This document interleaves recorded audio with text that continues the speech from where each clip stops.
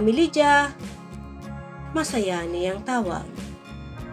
Nakita niyang nakaupo ito sa veranda at nakatanaw ang babae sa hardin. Niyakap niya ito mula sa likuran at hinalikan sa pisngi. Pinakiramdaman ni Eddie ang yakap ng babae. Dati-dati ay masaya itong sinasalubong siya ng pagbati at yakap. Mami, are you okay? Kumilos ang kamay ni Lydia at hinawakan ang isang kamay ng binata. Eddie, pwede mo ba akong samahan sa rest house ngayon? Sure, sagot ng binata.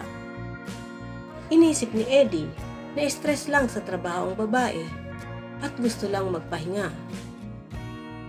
Habang biyahe patungong rest house ay nakatulog si Lydia. Hinayaan lang ito ni Eddie para makapagpahinga